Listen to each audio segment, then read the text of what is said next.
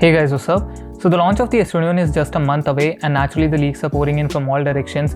It's almost as if not one day is passing by without the Galaxy S21 leaking one way or another, and today the phone is back in the headlines thanks to another leaked image. Now this is no cab render made by a fan or anything, this is the official press render of the phone from the front, and to be honest there's nothing new here. We already know that the phone will have the usual Infinity O display with a cutout in the center for the selfie camera. The phone in itself looks identical to the Galaxy S20 from the front, which is the case for a lot of Android smartphones these days as companies try to shrink bezels and get rid of notches. Anyway, the side bezels here look to be thicker than the S20, and that's because the S21 uses a flat display instead of a curved one, which is a decision Samsung had to take to reduce the price.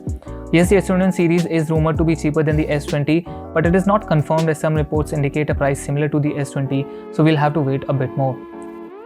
As always, there's a thin speaker grill at the top for listening to calls and the buttons are placed at their usual positions. Other than that, there's not much we can figure out from the front.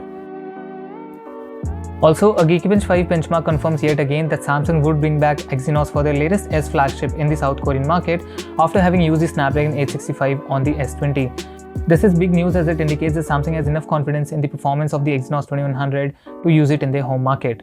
The listing is for a device with model number SMG998N that represents the S21 Ultra, and it gets a score of 1068 in the single core and 3314 in the multi-core department. The scores don't seem to be that great, especially compared to that of the Apple A14 Bionic chip seen in the iPhone 12 series, but benchmarks don't always represent a real-world use case. Also, do remember that these scores are from a prototype device and the scores might improve with the final version of the device.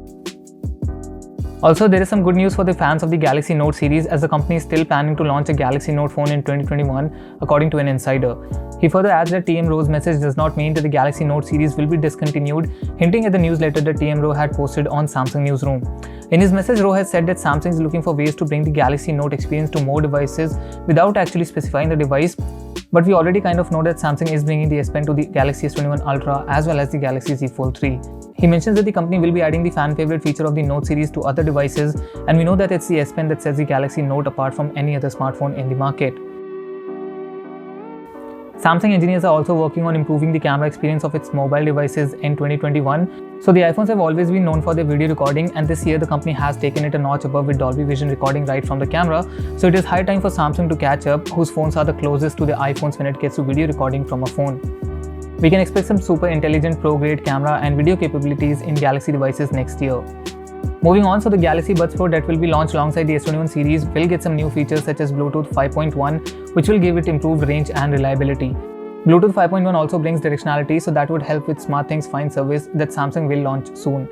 It will get improvements in the battery life department as well, as the case has a 500 mAh battery, while the earbuds get a 60 mAh battery in the buds themselves. That should give them a better battery life compared to the Buds Plus, or at least on par with ANC On. While the buds themselves look like the Buds Plus, the case looks identical to the one that comes along with the Buds Live. It comes with a USB Type-C port for charging and might also get Qi wireless charging. That is all for this video, folks. Do let me know your opinion on this. Don't forget to hit the like button if you like the video and subscribe to the channel for more tech videos. Thanks a lot for watching. I'll see you all in the next one. Till then, bye bye and stay safe.